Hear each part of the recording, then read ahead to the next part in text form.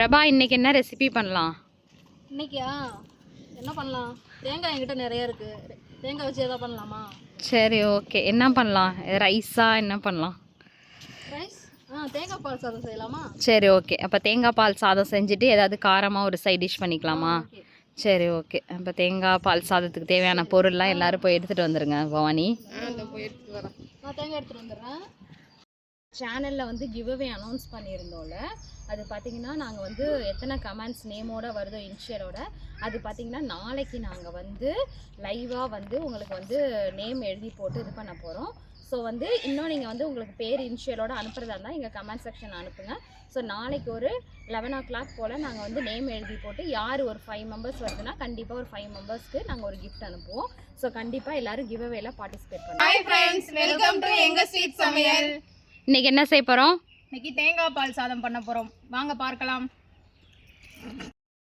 தேங்காய் பால் சாதத்துக்கு தேவையான பொருட்கள்: 3 கிளாஸ் அரிசி எடுத்துருக்கோம், தேங்காய் பால், வெங்காயம் 3 வெங்காயம், 5 பச்சை மிளகாய், இஞ்சி பூண்டு பேஸ்ட்டு, தேவையான அளவுக்கு உப்பு, ஒரு கைப்பிடி புதினா, வேக வச்சது, பட்டை, லவங்கம், கிராம்பு இதெல்லாம் எடுத்துருக்கோம், வேக வச்ச பட்டாணி,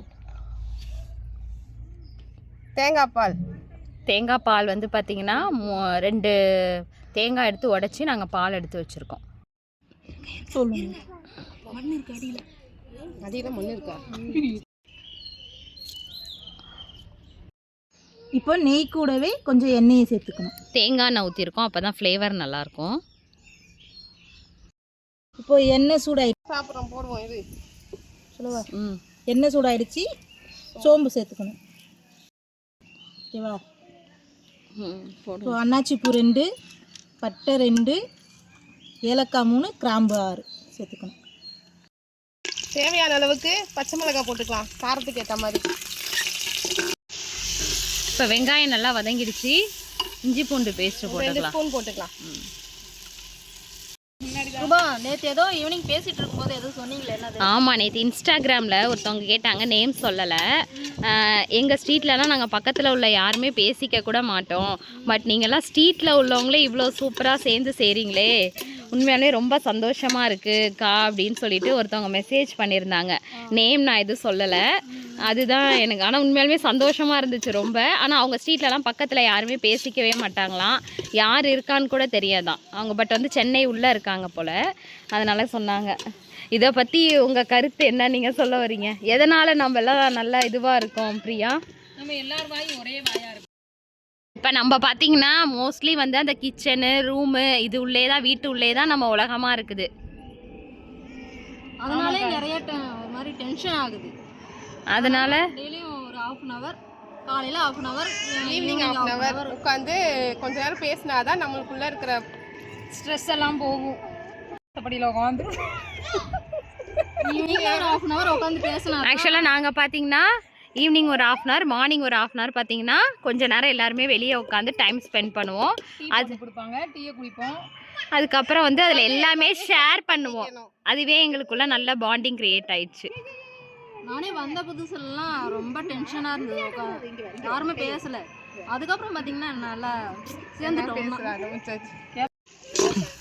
ஒரு கைப்பிடி அளவுக்கு புதினா போட்டுக்கலாம். நல்லா வெங்காயம் நல்லா வதங்கிடுச்சு, புதினா போட்டுக்கலாம். வெங்காயம் பச்சை மிளகாய் எல்லாம் நல்லா வதங்கினதுக்கப்புறம் இதோ பட்டாணி போட்டுக்கலாம். வெங்காயம் பட்டாணியும் வதங்கிடுச்சு. தேங்காய் பால் வந்து இப்போ நம்ம சேர்த்துக்கணும். 1 டம்ளருக்கு பார்த்தீங்கன்னா 3 டம்ளர் அரிசி போட்டிருக்கோம். 1 டம்ளருக்கு 1 டம்ளர் அரிசிக்கு 2 டம்ளர் தேங்காய் பால்னு 7.5 டம்ளர் ஊற்றிக்கலாம்.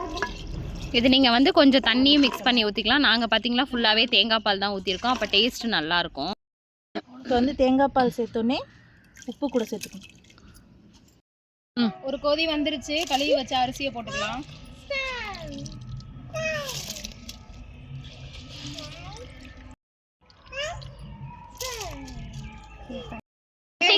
அது நார்மலாக ஒரு இதில் பாத்திரத்தில் வைக்கும்போது 1க்கு 3 கிளாஸ் தண்ணி வைக்கணும். இதில் குக்கருன்றதுனால 1க்கு 2.5 போதும்.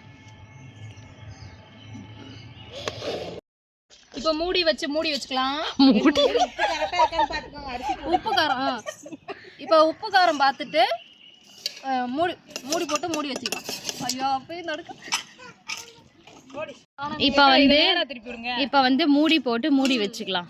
மூடிய போடு மாட்டாய். மூடி போட்டு மூடி ஒரு உட்காருக்கு.